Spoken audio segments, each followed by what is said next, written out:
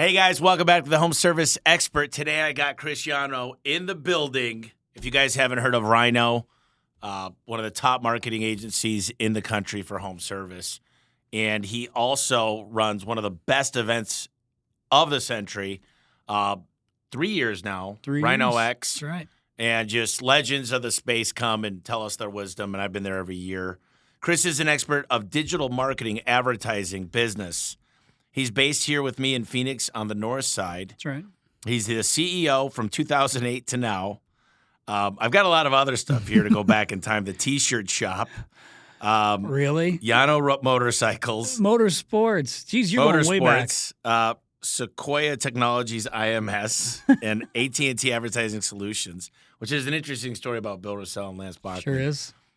Chris is the CEO of RYNO Strategic Solutions and has been leading the company since 2008. He is an experienced business owner, investor, and philanthropist with a heart for the trades, as well as successful history working in home service, digital marketing, and advertising industry. Chris is the host of the popular podcast To The Point Home Services Podcast, which offers solutions to help companies grow. And me and Chris are good buddies. He showed up to my 40th, and I think we drank about a bottle of Rumplemints. See, The rumps. I kind of cast it out of my memory, and that was fun. So, Chris, you've been through a lot here in the last few months. Yeah. Tell us a little bit about you. I think most people know who you are, but there's a lot of listeners. Just tell us what got you into the home service trades, where you're at today, what's new, and where you're going. Yeah, man. Good to be in here in the new studio, not in Tommy Mello's office. Yeah, we go way back. I love that you read that like we don't know each other. And you brought up some old stuff, like you were digging in the crates. We dig in the crates. But yeah, so I'll give you a quick 30,000-foot view for those who don't know who I am or don't know who RYNO is. From 2008 till today, well, I guess a couple months ago, I built and owned, bootstrapped together RYNO Strategic Solutions, which is a digital marketing company specifically for home services, which is how ultimately you and I met. Grew it from Anna and myself. Really, Anna she's my wife. She's the CEO of the company today, and our complements, our strengths complemented one another, which is how we were able to grow this thing. I was good at sales and marketing. She was good at finance, operations, things like that. And so it worked, and we knew we really wanted to do a good job for contractors. And in early 2010, we had an opportunity with Carrier Corporation based out of Indianapolis. And that led us down the path of focusing on HVAC, and mainly because HVAC requires so much attention. We decided, let's just focus on HVAC. We had a lot of opportunity there with the manufacturer Carrier bringing us to their different distributor or just dealer meetings and things like that. Fast forward all the way to this day, and now we got about 180 RYNOs. We did bring on a private equity partner, so you missed one of my new roles. I know. You're so the now CMO. I'm the CMO of our new private equity partner, and I did that for a couple of reasons. One is I didn't want to give up the leadership over what I can and can't do, with RYNO, and so I thought, well, as long as if I can secure the CMO role for my private equity company, then I don't have to tell myself I don't have to ask somebody for permission to keep doing the things I want to do that's been working. But it's been fun. So today I still am running RYNO. I'm the CEO of RYNO. We did bring on the private equity partner. I retained 30% of the business. So I'm still in it, still going strong. And really it was a big growth play for us. And I know you and I had this conversation, is I was trying to do acquisitions on my own, one that you got done that I didn't. I'm still bitter about.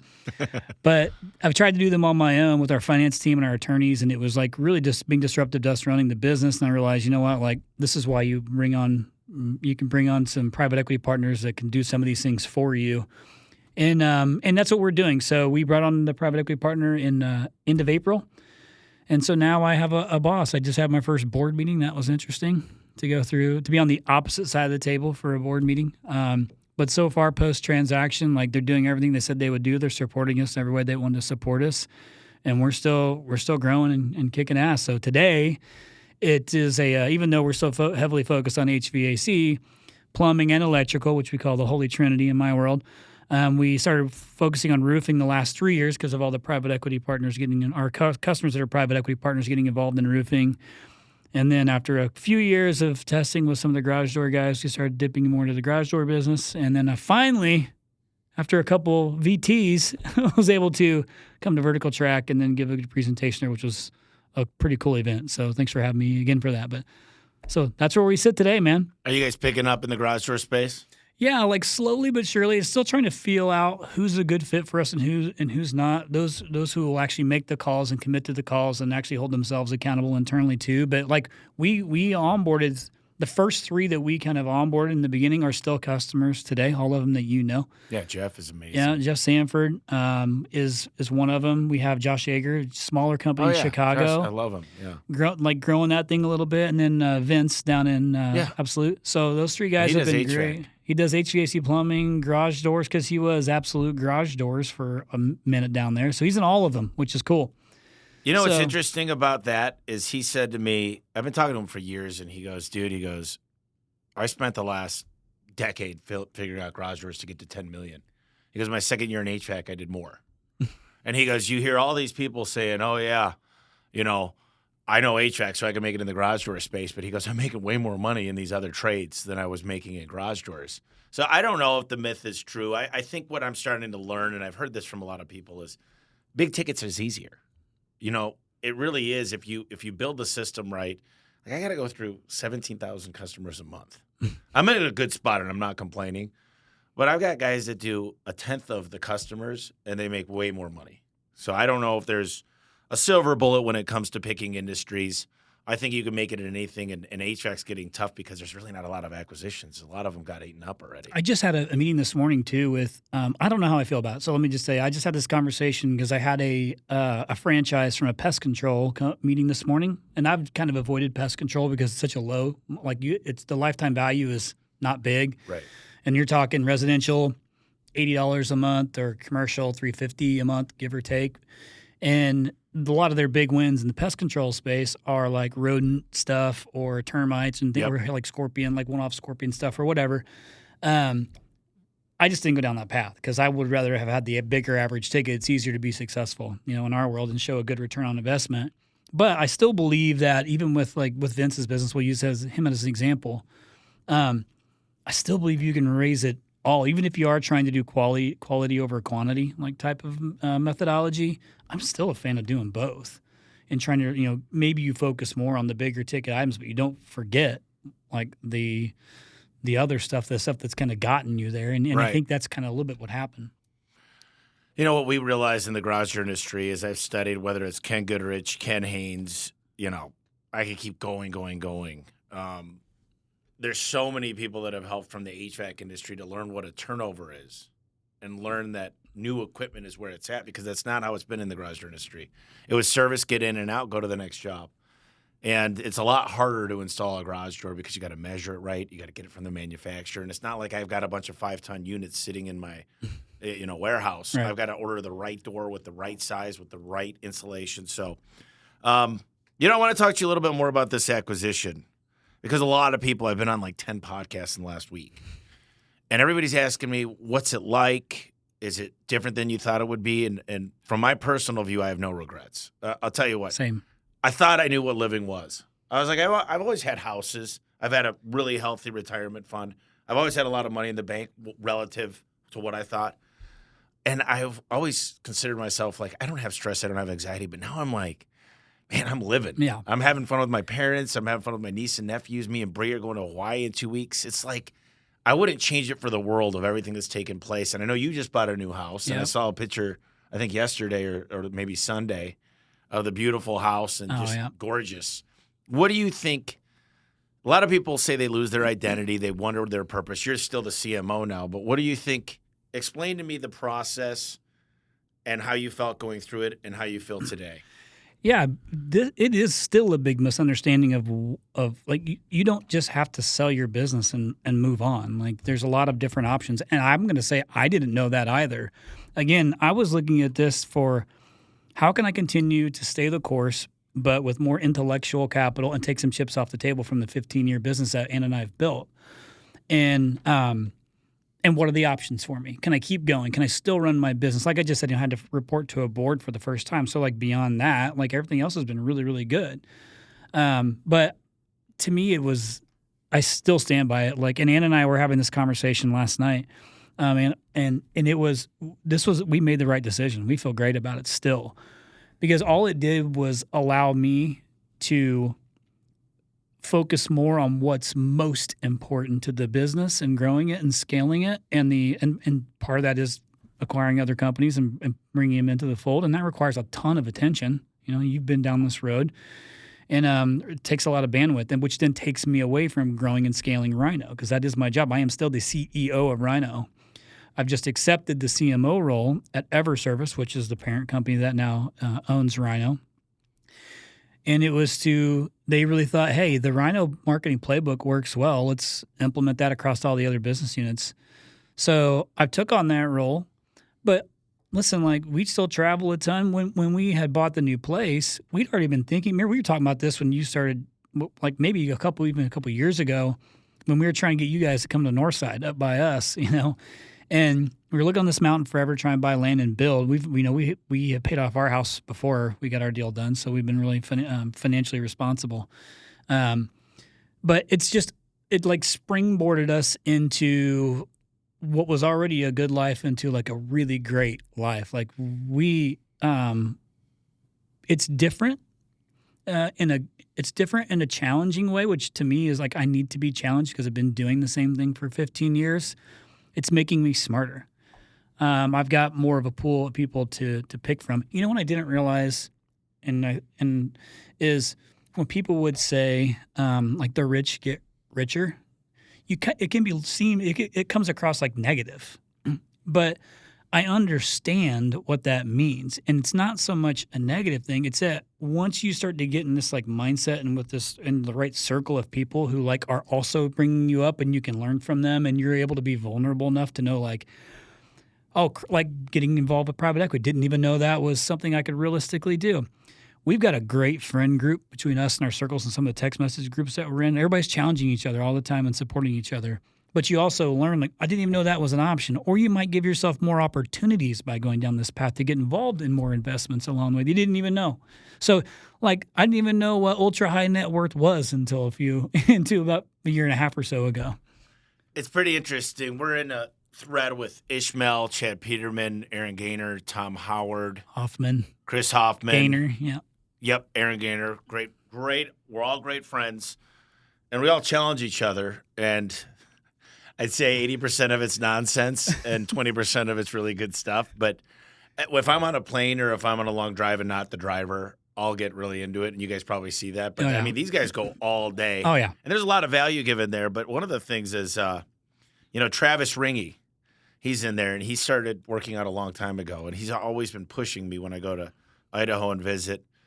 And then Ishmael started working out. And I've had a lot of other things kind of come into my way that I'm like, I got to get myself in shape. And you just started working out pretty hard the last couple of weeks. Yeah, I'm feeling it right now.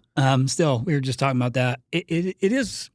I spent so much of my time the last year and a half just prepping the business for this next phase. And I wasn't doing any working out, no cardio, nothing now because I'm not a big guy. You look in shape. I mean, you're not overweight. Well, and that's actually the negative part of it, is because I never felt like, oh man, I'm out of shape, or I was I joke and say I look like the Grinch, because the Grinch is a little skinny dude with the belly. Starting to be that at 44 years old, but I'm relatively appears to be in good shape. So I don't have anything that would trigger me to do it. To be oh God, I'm turning into a fat ass. I need to go to the gym. And I could eat like crap, and I could drink beer, and I could do whatever, and it just doesn't impact me until I went to day one last week, and then I almost died that day because I'm going home and laying on the floor, when the dog comes in from the heat and lays flat on the tile, that was me. Yeah. No, it was so.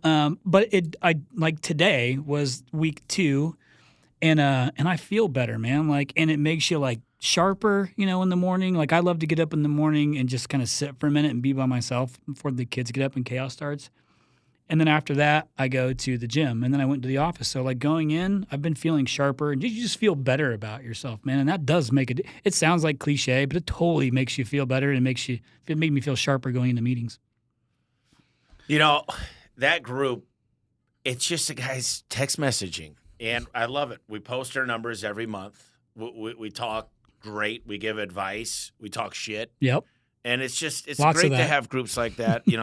I lean on Al Levy. I was just with in Lake Tahoe. Ken Goodrich went fishing. Ken's been a great mentor to me and you both. Yep. And it's true. The rich get richer because, part of what I realize is there's a good book by John Warlow called Built to Sell. And I don't think I've ever understood the meaning of that till I actually took on a partner. And it's mind-blowing. Like, I feel like just this insurance policy of if everything fails, I'm still good, my family's still good, my life is still not going to change much. And I don't plan on ever failing. Nobody does. But Tom Howard flew out here now a year ago and said, the IPO market's in ruins. It's half of what it was. And, what do they say? Pigs get fat, hogs get slaughtered.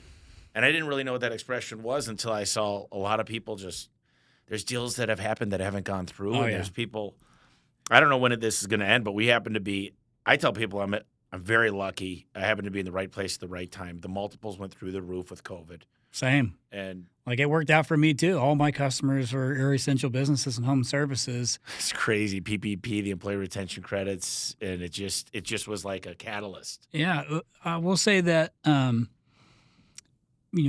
you get into this process, you just got to remember that once you take $1, things change, right? Once you take $1 from someone, things change. So finding the right person, finding the right team makes such a massive difference.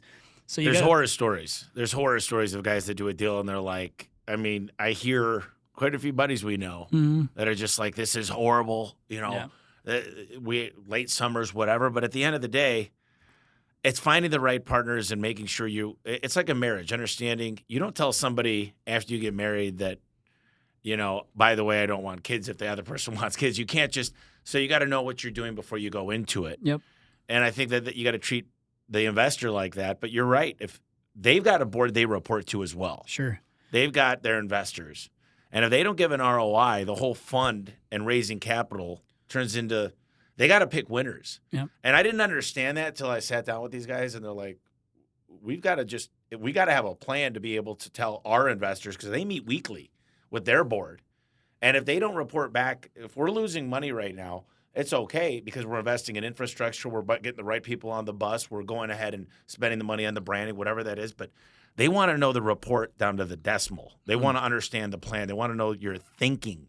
What's your strategy of doing this? Yeah. And it was a change, but I was up for it. Yeah. Forecasting isn't a guess. Forecasting is like closest to the cup. Like you need to be as close as possibly. It's not like your best guess at what you think numbers are going to be. You got to get close. I've learned some of these things too. I was always nervous because you always hear the horror stories about, you got to report to a board now. It was different, but honestly, I enjoyed it. It was, if the business was failing, maybe it wouldn't be so enjoyable, but the business isn't failing because our customers are doing great. So it's easy to go and talk about it. It's just getting in the cadence of it, right? You're doing something different. And once you can kind of get okay with it, really the business is, I don't have majority anymore. So, but the reason I chose our partner was because I believed that they could take me further and make us better for our customers and our employees faster. I mean, listen, every day the company got bigger was a size business I'd never run before. And at a certain point, we weren't the right fit to lead it to the next phase. And I had to swallow my pride and recognize that and then make the decision. And same as you, this is what's kind of cool about our circle of friends is that we all kind of did these things similar timing, so we all could relate to one another. But I was probably one of the later ones to get my deal took 14 months to get done from start to finish. It's nerve-wracking too. And it's like you're waiting. Because it's interesting when you go to a private equity and we are a people-first business, so at RYNO, we are reputation over revenue mentality. It does flip when you get into the PE game to, I should say our mentality doesn't flip, but when you go to a board, all they really care about is, well, how healthy is the business? I say, let me run it the way that we've always run it. Just give me the intellectual capital, help me with the leadership I need to put in place, which, by the way, has been critical, to keep running and scaling these businesses the way that we do it. Just support us. And that's what they're doing. But we took our time to negotiate that, into the deal. So Ever Services, what are the companies? They're kind of rolling up marketing companies, right? Well, I guess kind of. the reason we chose them is because one of my good friends that runs Blue Corona, Ben Landers, who we he's been in the business the same amount of time as I have. So over the last decade or so, we would talk like we were respectful competitors, and we're like OGs in the digital marketing space for home services. So whenever I was considering it, I saw that they had went the EverService route. They chose EverService, by the way, didn't exist prior. It's just the name they came up with it. The private equity behind it is Sunstone Capital. But they were the first one, so they were the guinea pig into it. And I said, hey, a year later, man, is it what they said it was? And they said, yeah, like it's what it was. It's what they said it was, and it's scaling and growing. And I was like, cool. But we had 84 people in the beginning throw their name in the hat that wanted to come to the table. That's so the process. You guys did a SIP. Yep. And basically an outline. It's like 30, 40 slides of what your business is, yep. Market size, strengths, opportunities, threats, all that, weaknesses, threats. Yeah, it was the SIM. Yeah, that's what you're talking about. So they throw that. And then, by the way, like that sounds great. And obviously we were floored. But then once you whittle that thing down, we ended up at like 22 still, which was a big number, which is much larger than we thought. But that's when we knew we had all the negotiating power, much like a lot of the contractors had so much negotiating power going through this whole process because there's so many people at play that want them. Even today, it's still there. But it allowed us to have all the leverage going into it and get what we want. And the CMO role, what is that? What if you had to just give us a snapshot of your daily functions and what you're responsible for quarterly to the board, monthly, quarterly, yearly? Obviously, chief marketing officer. Is it about getting new clients? Is it about acquisitions? What is all encompassing in that role? Yeah, man, really MQL is the game I'm in, marketing qualified leads. Like I'm really all things top of funnel. So I have a team of people at EverService that report to me. But the whole job is for the other business units, and EverService has the home services business unit, legal. Yeah, that's right. Legal. And then also healthcare, which is the newer one. So they by the time this thing rolls out, they will have finished an acquisition with another legal marketing company. So, but basically, I'm the one that's running the playbook, calling the plays for all things marketing. But everybody has their own teams and they execute, just like RYNO does. Like I don't do all the things at RYNO. We have our marketing manager and our marketing team in place, just like EverService has in place. So is this different because this role sounds more B2B and you're used to doing B2C? Correct. Yeah, but I do a pretty significant amount of B2B because I manage all private equity partnerships. Majority today, not all today, but the majority of them, all the manufacturer relationships to this day, I take lead on it still. But there's still plenty of people like, even though I'm in these roles now, like at EverService, there's 750 employees as a whole. My job really hasn't changed a lot. I'm working more hours than I was already working a lot of hours because I'm trying to learn all the things. Right. But really, to like tie it in a little bow to make this thing as easy as possible. My whole job is lead gen. Like, what am I doing to get top leads into the top of the funnel for all the different business units, including still doing that for RYNO? You know, a long time ago, at your first event, RYNO X, you had Gary Vee, and I know you did some work with him in the past, and I know to a lot of people that's like their legend. And I'm not going to go too deep in the details of how you guys work together, but what was your biggest takeaway? Was there one? I know you started a podcast. You said that was a huge deal. And then you had RYNO X was a huge deal. Did both those come from Gary? Both of them came from Gary. We were sitting what has in that New York. done? Well, I mean, you've been a part of them. Like, the podcast blew up, and I will give credit to a few different people. One, Goodrich was super influential on that. Came on. He was like our first real guest. But I took all these relationships I'd had because I've been in the space for 15 years. I knew all of the players. A lot of my customers have been acquired by different private equity companies. So I had really good guests to bring on to the podcast. But these were his ideas. And like historically how it would work is we have a voting process if we're going to do something like add a podcast to RYNO or to have RYNO X. And typically I would get shut down on these things because it would be myself, Anna, and then our chief experience officer, Mike. I think you've met Mike. Yeah. Tattoos, everything.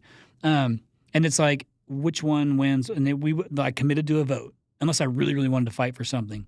But we were in New York and at Gary's office, and we had a meeting, and he was talking about, you should do a private event. And I was like, booyah, because I was talking about wanting to do a private event. Didn't know it was going to be called RYNO X. But that's how we landed on that one. And then Anna never agreed to wanting to do the podcast. Like I slipped that one in when she was out of town. Like I bought all the stuff, slipped it in, got it set up, and had recorded the first one while she was gone that week. Like, and she was unhappy. Today, we still joke about it. Like she didn't want me to do it, and that thing's a monster today. But Gary came on twice, and that certainly helped when he came on and helped push it. All the guests. So today it's been crazy to see like what it's become, you know, and it is another full-time job. You know how it goes, but you just work it into your day. Like you. I mean, for me, the events, this is what's weird. And I don't know if you're like this because I know a lot of people, it's a lot of stress and work. I've got a great team, but speaking at events, having our own event, the podcast, that's what I look forward to. I'd rather be doing this. I love our meetings. I love coaching people. I love A1. But this is my like therapy. Yeah. This is where I come to just have a discussion, learn new ideas. Yeah, you get educated on these things too. Like I learned so much by having these episodes, you know, from people on there. Jeff Stanford. Yep. He's like, dude, I listened to 1 through 30, and I realized how you got to 15 million. And I listened to 30 to 60, I realized how you got to 25. He's like, all that stuff is in your. And I was really bad, but I would like, look, horrible mic. I was typing in the background. I didn't know what I was doing. I did it because I said I want to learn, I want to share, and it got better. I don't think it's great by any means, but I always discuss my problems. I posted yesterday in the home service expert group. I just was curious how people are getting leads, and there was a lot. I've never posted anything in that group with so many responses, and it was all gold. Yes, I actually told you posted on there. I had my EA, Allison, who's amazing. I told her to put every one of those comments into an Excel sheet, and I want to do some R&D on that stuff. And I'm just curious. When I talk to people, I say you got to start with a brand, and then you want to own the search engines, Google in particular. There's 4 algorithms on Google: LSA, PPC, GMB, and organic. But there's so many other things. There's TikTok, there's YouTube, there's Twitter, there's yard signs, there's TV, radio, billboards, there's all these things. There's mailers, there's direct, there's Valpak Clipper, there's you and your home, welcome home, there's event marketing, there's referral business, and they all seem to work. You got Nextdoor. There's so many things, but I think it's overwhelming for people that are just getting in their first 5 years of business to say, okay, what do I do? And since you've been doing this so long, you've worked with more companies than I ever have in marketing. What do you think is the core? Where do you think you need to own? And then when do you get into the TikTok and the Facebook ads and, you know, maybe Thumbtack and Home Advisor? There's so many. Well, I mean, this is probably the question I get asked the most. And, you know, because I do so many keynotes and breakouts and like from speaking at so many meetings over the years, this is probably the most common question that I get. And I still stand by this.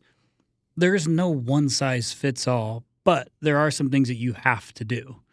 And because I live in the digital marketing space, I'm not going to speak to things that I don't do, like traditional, say TV, radio, things like that.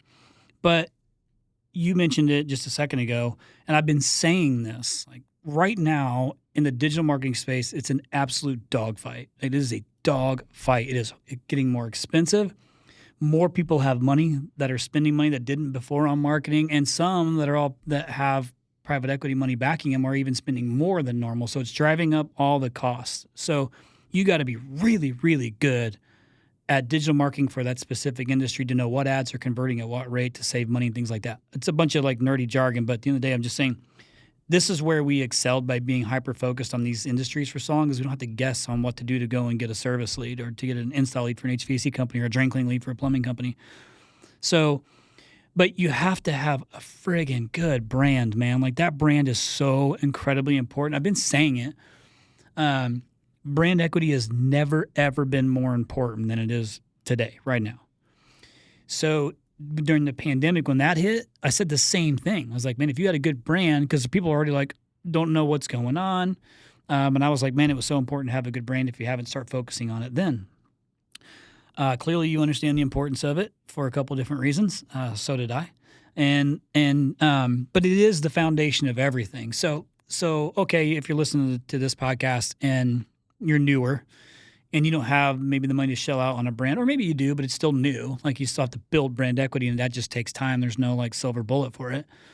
Own your backyard, man. Like get involved with Little League stuff. I'm huge into community service. I do a ton of community service. So, and I don't do it for the recognition of RYNO, but it's a byproduct of what happens from it. We do so much. Like still every one day a month, every RYNO customer, every RYNO employee goes and does community service, because that's part of our core values. But again, the byproduct of that is, you're doing good things. It shows people what kind of business that you are, like the DNA of your business. So if you post it on social and people are considering using you and they see that you do these things, it certainly helps like with the conversions.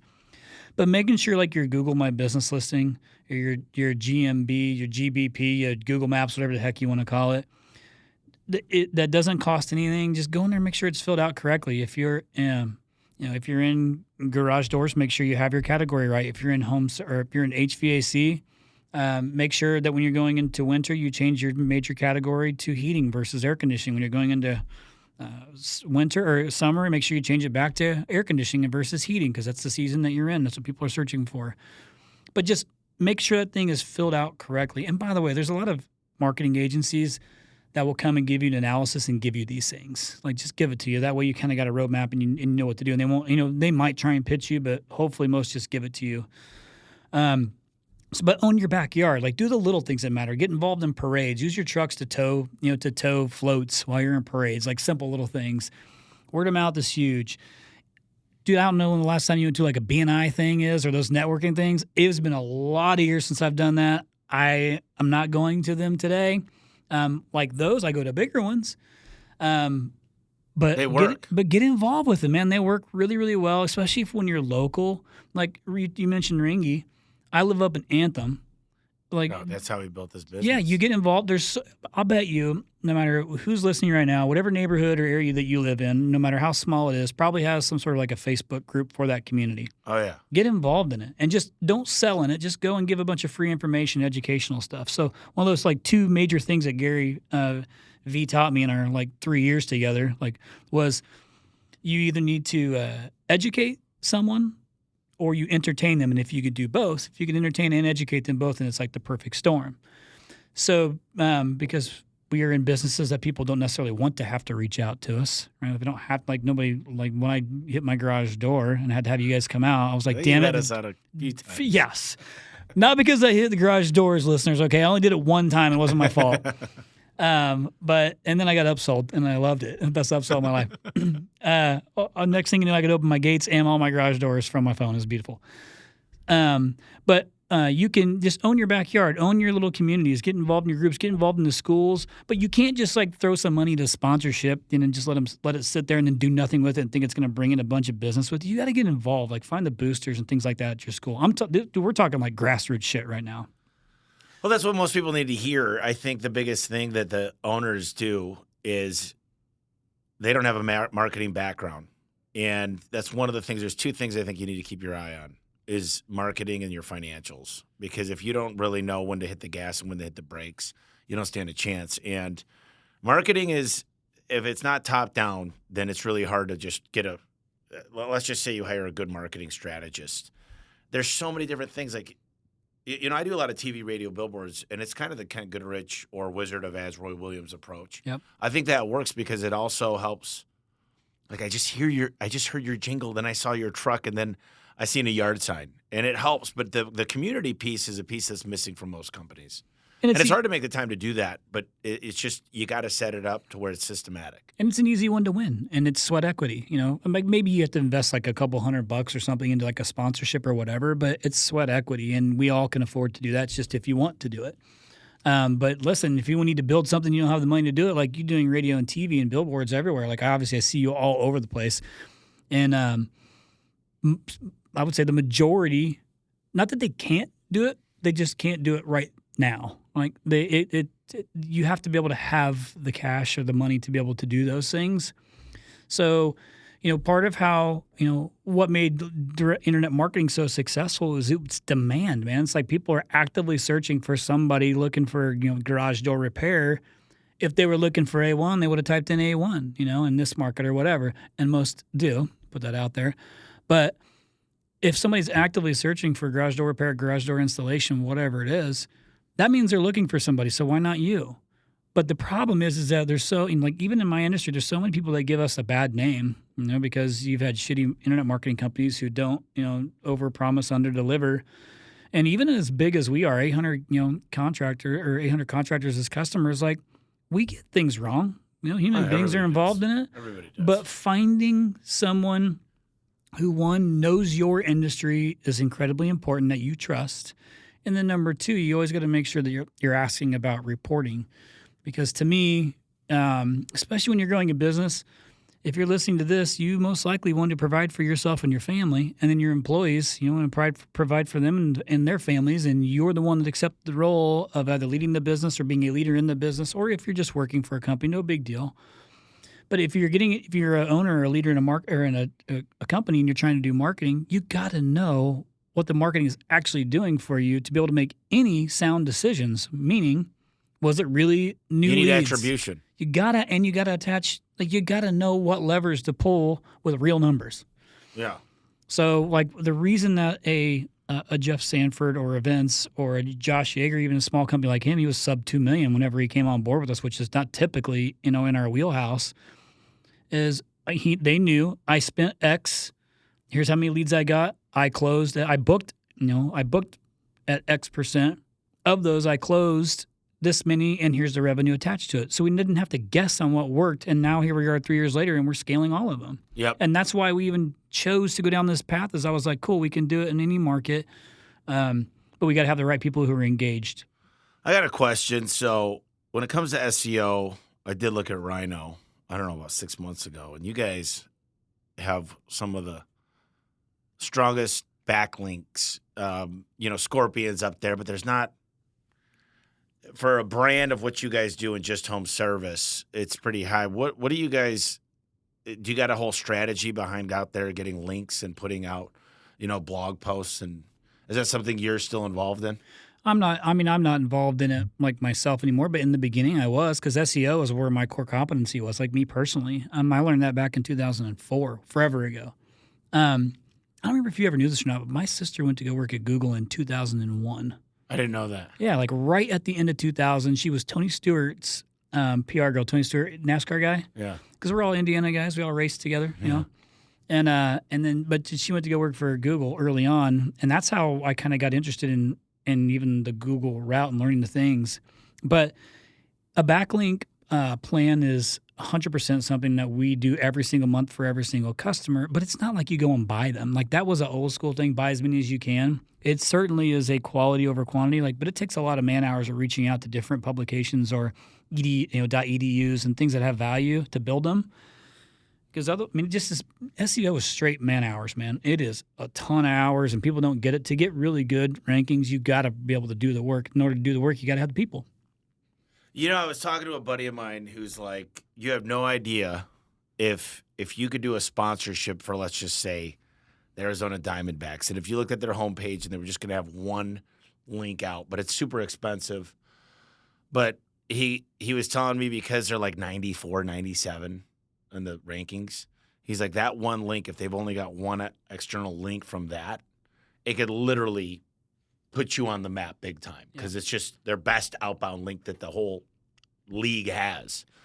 I think you could buy some, but you're not out there buying links. This is more buying a sponsorship, and they'll put you on there. Sure. But there's a lot of small ones you could get that you need to have too. You can buy some of these things. Like, we wouldn't be doing our job if we didn't beta test, right? So but they're so damn expensive. It is. I want to say one we spent was we dropped $15,000, on this link, and that was a big chunk. But I started looking at it if this thing produces 4 new customers, new installs for this client, it's worth it. Because that will. I'm trying to look at it from their perspective. They're not going anywhere. At the end of the day, I have to produce lead volume for everybody, no matter what. Yeah. And so if that means it cuts into my profitability until year 2, that's fine. People aren't leaving after year 1. So I can defer that until next year, because I'm providing value to them and I'm providing leads, and now I got the ranking. And then you know how it is. Once you get the ranking, whether it be in maps, the 3-pack in maps, or it's organic ranking, then your cost per lead starts going down and the revenue's going up and lead volume's going up. So it pays off. But if you don't have the money to do that, You got to old school grind it out, pick up the phone, start dialing the people, and you can't just launch press releases, by the way, and hope you're going to get a bunch of valuable links because you don't. Yeah, it's a tough game, and I think a lot of people don't realize how critical SEO is, and just having a website that explains. It's a good book by, what is it? They Ask You Answer, Marcus Sheridan, where he blows me away with what he did. He started writing an article a night, and it was really, and he owns a company called River Pools, highest rankings I've ever seen for just a service company, and he's 2 years out. He can't take any more leads, and I think a lot of people, they're like, I don't need to learn SEO. And a lot of people, especially small companies, they say, I've already got enough business. They don't wrap their truck. And I'm like, yeah, but you do all the work. Of course you're going to make 150 grand, but your business is still worth zero. And when you say the rich get richer, here's the fact. I will always now build a company with an exit. If I can't, what's crazy is a lot of companies are coming to me for investments or to just give me equity. And I'm like, show me your 5-year plan on when you plan on exiting. Or at least you could roll.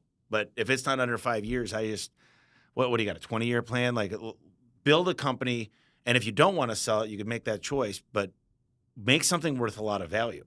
Where else are you going to get a multiple of profit? And if you get it to $3 million, 6X, that's $18 million. Yep. And people can't even fathom that. They're like, yeah, but then what do I do? And I'm like, you keep going. What do you want to do? Well, that's the thing is I tell people, what do you want to do after this? Who do you want to spend time with? Do you want to take care of any employees that helped you get here? Do you want to do anything for your parents or your siblings or your kids? Do you want to set up trust? What is your life? Design the life you want. What do you love to do? What are you passionate about? And if the hard part is a lot of people can't dream anymore. They can't envision their life without showing up their 9 to 5 and coming in there and answering the phone on the weekends. They've almost become addicted to it. And for me, I'm like, I love it. I'm happy. I love the guys I work with. I think when Ken sat me down and he said, Tommy, you're a pretty smart guy in home service, but you're probably like a kindergartner when it comes to financial. When you guys learn the modeling that they could provide, learn how they raise capital. And when you see this, he goes, you're at the time about to turn 40. And I'm 40 still. It was just not that long ago.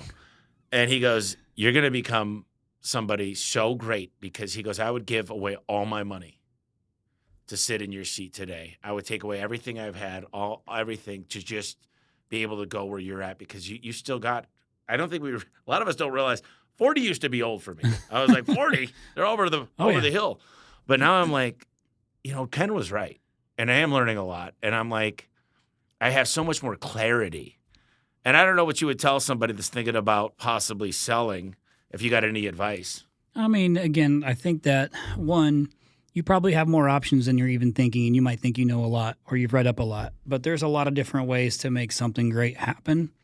And you know what people used to tell me? Some people used to tell me early on was when you think about you don't come up with an exit plan when you're trying to build your business because now all you're doing is thinking about how am I going to get out instead of how do I continue to work on it. Well, that was total bullshit, by the way. Like, at least for me, because I'm like, well, I do want to exit at some point. Like, I don't want to do this always.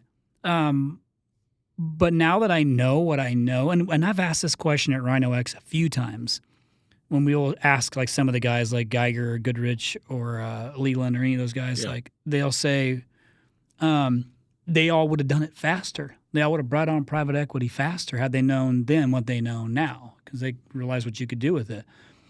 Here's the reality of private equity that I didn't know even say 5 years ago. If you want to stay in your business and you want to continue to grow it and you need help, it's okay to find the right private equity partner that matches your core values, that matches whatever it is that you need to match, that you like, that you enjoy doing business with, by the way, that's important, who supports your vision of the business and can come behind it and add intellectual capital to help make you better, smarter, faster, and take off some of the things that you're not good at off of your plate and allows you to focus on the things that you are great at. Yep. And all those options are available to you. Like, if you're in the home services space, you talked about hitting 3 million. If you hit 3 million, you got all kinds of options. And EBITDA.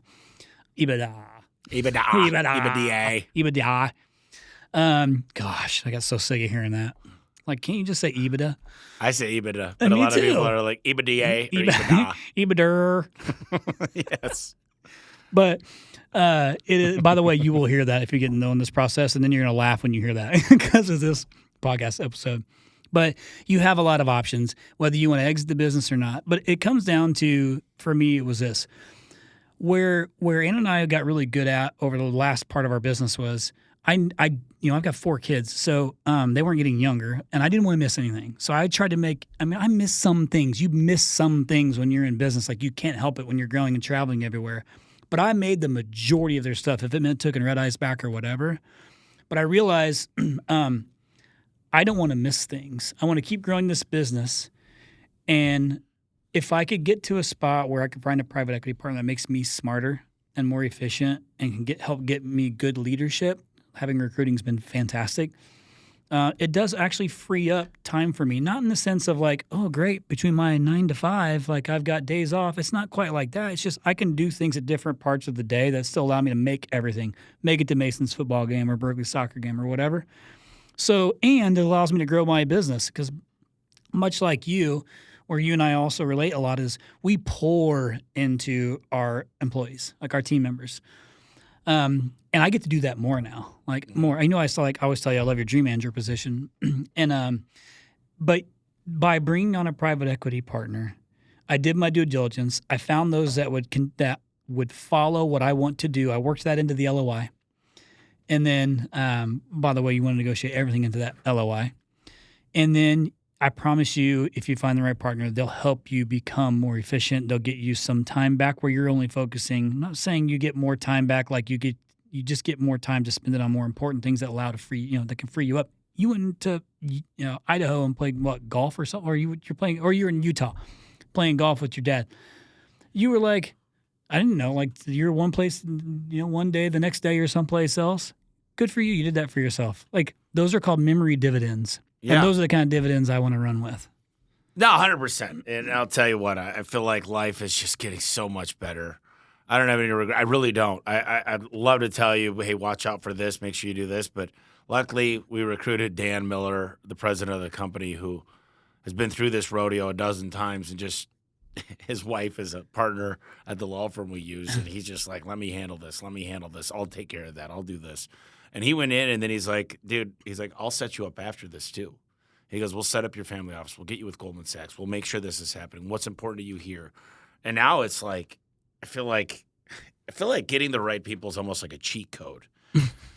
One of the things Gary Vaynerchuk said that was very controversial, especially to Ishmael during the first RYNO X, was he said, some of you guys are crazy spending the kind of money, $1,200, $1,400 a month for a billboard.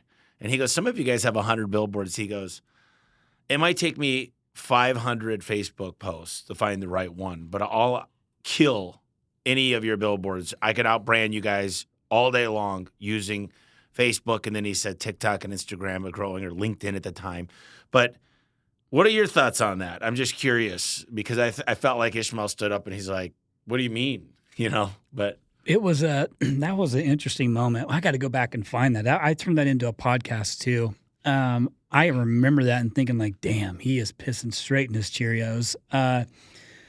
Here's my 2 cents. I don't do everything Gary told me to do. Right. Like, I've done quite a bit, but if it were up to him, I'd have been post, and maybe I should have, maybe I would have grown faster. Who knows? I don't see that it didn't work out for Ishmael. He built a brand real quick and a very successful business real quick. So Gary's good, but do I think that he says one thing and it means something, whatever, that it's that it's valuable? It's like to gold, and it's the only way you could go. There's 10 ways at the top of the mountain. Yeah, he didn't ask him his market. He didn't ask him anything, right? He just was like, So, listen, you can't deny that the dude built a brand quickly and then made a phenomenal exit. Fortune. Yeah, it's a fortune. So it would be hard to say, yep, Gary was right. You know what I mean? I mean, you have your billboards, all over the place too. And when I wake up in the morning and see you on streaming, it's like, damn it, Tommy, I'm changing the damn channel. But it does help build a brand quickly. But you have to be able to have the money to do it. and you got to be okay with it's not like it's got some quick turnaround for you either. You just got to be cool with like It's a letting 6 it ride. months, 1 year waiting. And what I can tell you that a lot of people don't understand is I lived below my means for a decade.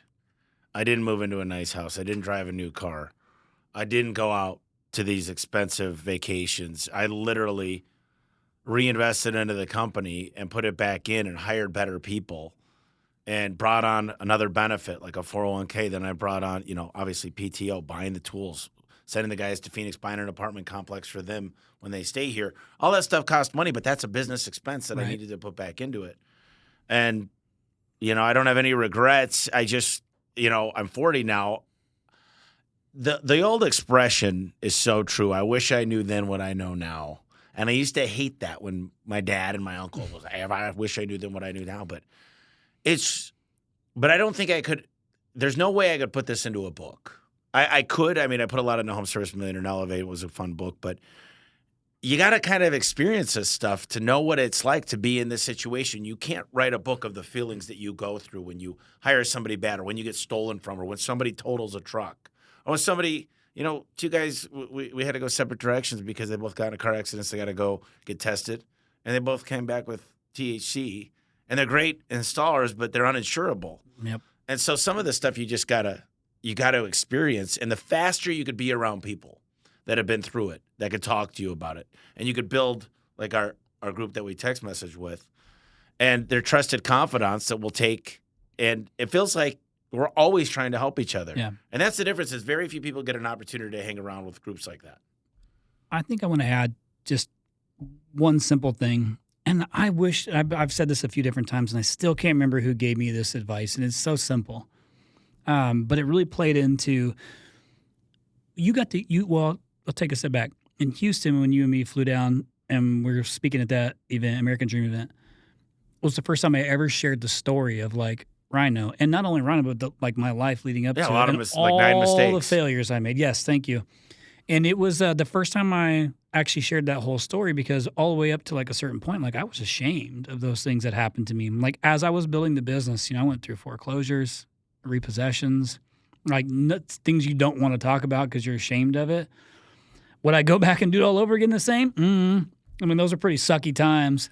But a lot of it set the stage for, that was my rock bottom. I heard you talking about hitting rock bottom from like a physical perspective on one of the things that you had posted, but my rock bottom was in that moment when I couldn't hide from it.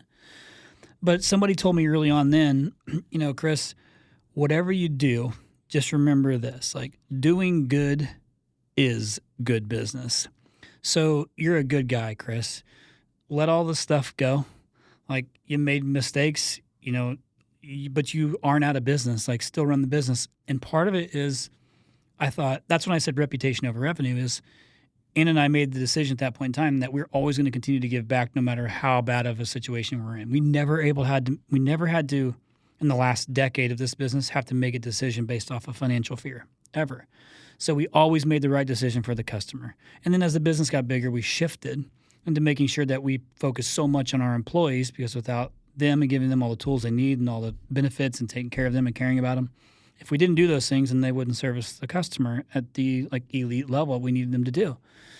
So what the thing I kind of hung my hat on was, I believe I'm a good guy. I have a good heart. I genuinely care about people. I genuinely care about my employees, my customers.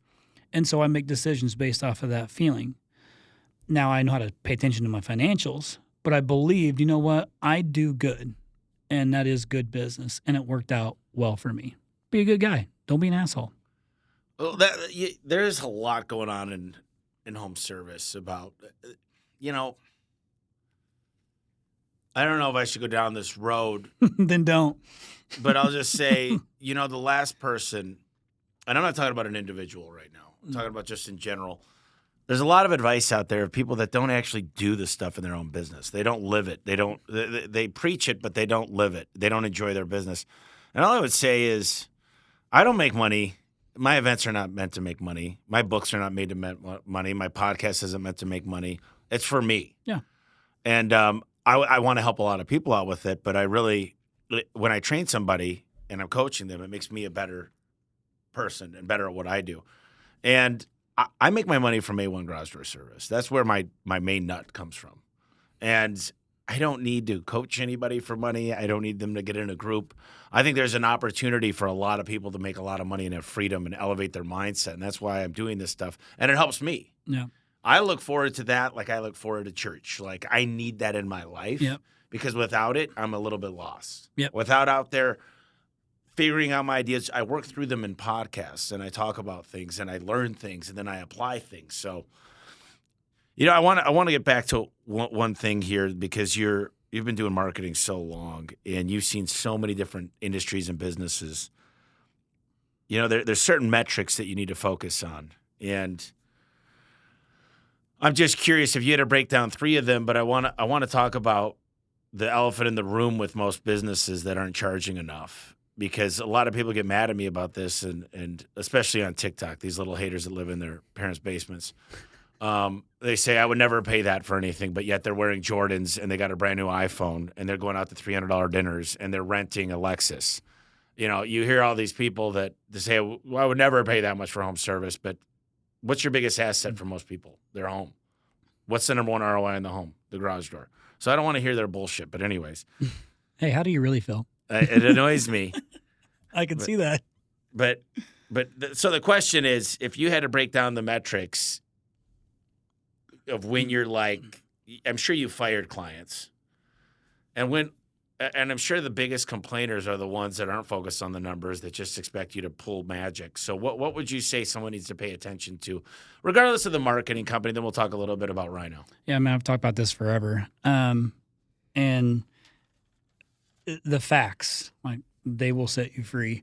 So, yeah, we've had to fire customers before because I'm also trying to grow my business, and I grow my business by my customers growing. But in order for them to grow, they actually have to make the meetings and go over the actual real numbers and then take accountability for their piece of the action too. So, but the things that I like to measure are, if someone's paying RYNO, they're paying me to bring in new customers for them by way of digital marketing. So perfect, because I can track everything from it. So from that, I should be able to see exactly what is my true cost per lead on net new leads, like a brand new, legit, bookable customer that was not a past, customer that was not a past client or referral, like a legit brand new customer. Some still, I would say most still don't track to that depth when they're reporting a cost per lead. That's what I battled forever, by the way. So it's getting better, but battled it forever. So you have to know exactly what your cost per lead is for a new customer. Like, what did it cost to get me a new customer? Lead, not acquisition. Then you got to track your booking rate. Even though I don't do, I do now, actually, CSR coaching and development. By the way, that's not open to the masses yet, so scratch that from the record, but soon. But it's because I have a team at RYNO. Everybody's in the United States of America, so I don't outsource anything. Nothing's overseas or nearshore. That listen to every single phone call for our customers, so that way they could determine, one, how was the call handled, but also what was the lead quality, and did the contractor book it. That way, it holds us all accountable, like with the facts. So I can track booking rate on net new business. So, if you have your CRMs, like your Service Titans or House Call Pros or whatever you're using, it can track your booking rate, as a whole, but I'm tracking it on new business. I want to know how you're performing on new business because that's what you're paying me to do. So I like to be able to see, what was the average cost per lead and what was the booking rate. And then if you have like a Service Titan, we can pull the revenue out and you can attach revenue straight to that lead, so I know what my return on ad spend was. So from a pay-per-click perspective, you're looking at like cost per conversion. Like, you need to make sure, like, am I getting the most out of my budget? Well, what does that mean? Sometimes you have to launch ads at different times of day, but this is where being in the same industry for so long is helpful because I got to learn how to milk a budget.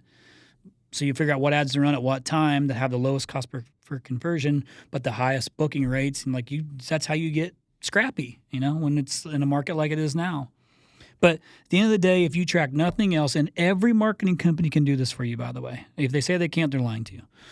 All it takes is a call tracking number for them and for someone to listen to your phone calls to figure out where'd the lead come from? One cost per, if you're doing social, use a tracking number. If you're doing paid ads, use a tracking number. If you're using direct mail, use a tracking number. And just listen to it to see what actually came from it that was a new customer. Did you book it? Did you close it? What was the revenue? Average ticket. I think you and I've had this conversation on 4 metrics that you're always using to go and scale a business. The only thing I talk to for dentists that I talk to is what's your average ticket, what's your conversion rate, what's your booking rate, and what does it cost you to acquire a customer? Yeah, so that CAC is so you have those things and you can know how to scale it from a marketing perspective. The thing that's wonky with it is when you start factoring in branding with it. That's tough. You need really good call rail, and you really need to set up a lot of things. We've finally figured that out just July. We use CallRail, man. They're fantastic. By the way, you can also use CallRail if you're listening too. You can get in there. We've played with the different. We have thousands upon thousands of call tracking numbers. So, but CallRail's been fantastic for us. So, question: balancing the demands. This is running through the last couple of questions here, but balancing the demands of being a CEO, CMO, podcast host, philanthropist. Husband, father, son. What advice can you share to our listeners that are struggling with their work-life balance? This is going to sound so cliche, but I'm going to say it anyway. You need to figure out what realistically makes you happy. And you might say, well, making money makes me happy. Well, me too. But giving up time with the kids would make me less happy. So they're getting old fast. And we asked Goodrich one time, and he's like, dude, I'd give it all up. I miss so much stuff. And he's making up for it now, which is great. I love that he's doing that. But, I just chose my non-negotiables. Where I'm not going to miss this thing. If that meant I missed out on a big opportunity, then I missed it. And by the way, that's very, very hard to do. But more often than not, it panned out. But you can't get the time back. No. You just, a perfect example is, Bill had that scare with the stage 3 cancer. And it's those are nice reminders of you just don't know, man. And you don't want to have regret and leave it to your family, your kids, your wife, your mom, whoever, that you didn't take the time with them. And so I just chose to have non-negotiables. And I said, you know what? And that was hard. These are my non-negotiables. And I'm going to continue to scale this business and pour into it and to all of our customers and to our employees, but not at the expense of losing relationship with my family. And that's what I did. One of my technicians in Sedona sent me a text message of this country song, and it's called Until You Can't. And he goes, this made me think of you. I was like, it's like you could put a ring on her finger until you can't. You can hang out with dad till you can't. And I'm like, what the hell, dude? But he's in a good way. And I was like, I don't know what that means. But have you ever heard that country song? I've not. I thought you were going to say try that in a small town, but Until you can't, you got to listen to that on the way home. Okay. So this will be the pretty much last question. So with RYNO, why should somebody reach out? Who's your avatar, and who could you help grow their business enormously that should be reaching out today? And if so, how do they do that? Yeah. Thanks for asking me that. But my sales guys have it easy. Because we don't outbound ever to anyone, and everything is inbound for us, and that puts us in a really great position to be very picky on who we partner with. But you kind of heard me talk a little bit about it. Is we really only want to work with people who are engaged in working on the business too. I get under some of you might still be out there running calls and things like that, but you still got to take time to actually work on the business, and that means if you legit want to scale, I want to grow too. The only way I grow is if my customers grow. Have a recruiting plan in place. The simple things when we ask those questions. Don't just say, I want as many leads as you can get me. If I had to give an avatar, I always hate saying this because it's it sounds bad, but, I've learned a lot about the size of a business and what they typically will do, and how their businesses will function. But I took on Josh Yeager, man. He was sub 2 million. I took him on because I believed in him. Yep. And he was doing all the things. And so I was like, cool, I want to help that person. That's why I got into this business. So at the end of the day, I would just say this, for us, whomever you talk to on my team, my sales guys and gals have great hearts. They get nice commissions on retention. That way nobody is, selling. It's a different model. They're selling based on what's right for the actual contractor and not just getting some big quick sale and moving on, But if you legit want to scale and grow the business and you legit are willing to put in the time every single month to go over all the metrics and you're legit good with holding yourself accountable and your team accountable for your shortcomings, I'm not saying we'll nail it every single month, but we'll get it right 90% of the time. But you also have to be along with that ride. And you can actually do things about it. If your booking rate's low, get some CSR coaching. Or if you just have an office manager, like have her listen or him listen to their calls. And you got to actively do things to make the business better. So you got to really want to grow and be committed to that. And that's because we can't work with 5 people in the same place. We got to pick wisely too. So thankfully in garage doors, we're pretty well wide open right now. So we've only got, I think, maybe a dozen or so garage door contractors on board.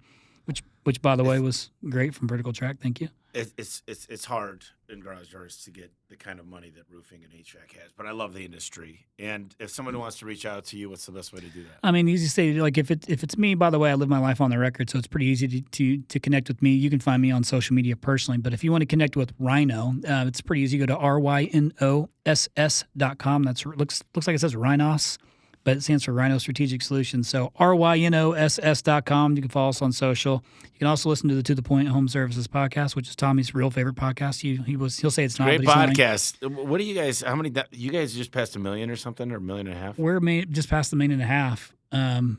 And since 2020, but again, Gary was a big part of bumping that thing up and getting the subscribers and things up too. So it's gotten really, really big. But we share a lot of these same tactics on that podcast. I mean, you've been on there a few different times. Yeah. And we share a lot of these things too and bring contractors on to kind of share some of their stories. A lot of similarities to what we do. But yeah, so a lot of the things I'm saying, like little key metrics, like we just, paying attention to your answering services, after hours answering services, like paying attention to your CSRs, like things that even though I don't do them, I see how they impact people's businesses. So I try to bring light to it and figure out who can help them. So, but RYNO SS, that's how you get in touch with us. Find me on social media. Go listen to The Point Podcast. Save it to your favorites. Great singer. He's also a great speaker. Last thing, Chris, I close out with this is that maybe we talked about a lot of things, your new career, where you're going, family life balance. Maybe there's something we didn't touch upon. Maybe there's something you want to close out. Leave the audience with. I'll give you a few minutes just to kind of close this out. Wow. Okay. I thought you were going to ask me about about a book, and I was going to be like, damn. No. Elevate. I skipped that because I remember you don't love to read. I'm still waiting on that audio version. Soon. It should be out. I will say. Xavier will figure it out. I will. I'll say this. I think most people who do know me know that I'm a peacekeeper, right? Like I want people to do well. I believe that RYNO was the platform I've been given to serve the masses, and I feel like I was a very good steward of that, and still am a good steward of it. But I would say anybody who's in business, whether it's your manufacturing relationships, your supplier relationships, your employees, your whatever, don't be an asshole. Like, be nice. Like, you get a lot more people come to, more people come to sugar than vinegar? I don't know what that is. I probably fucked that all up. But just be kind, lead by influence, not intimidation. Let's just go with that. But, respect people. Have fun while you're doing it. I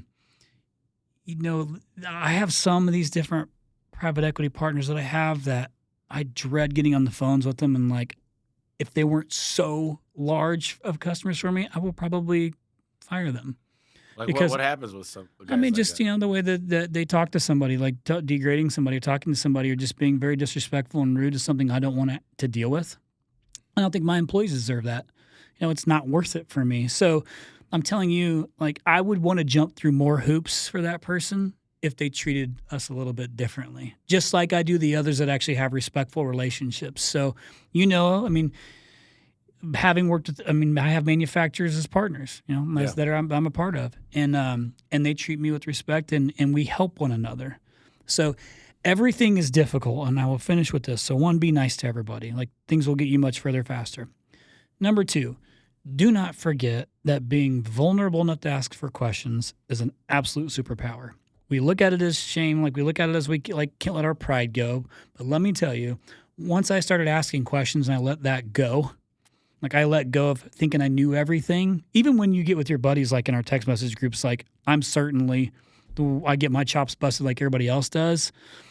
But I don't mind looking like an idiot and asking questions because it gets me from point A to point B faster. So be vulnerable enough to just not know and be okay with people knowing that you don't know. You'll get there faster. And I think you're going to find that most people want to help. Chris, I love you, buddy. Thank you. Great work. Thanks, brother. Appreciate you. Thanks for having me back. Thanks for listening, guys. If you love this, leave me a review. I'd really appreciate it.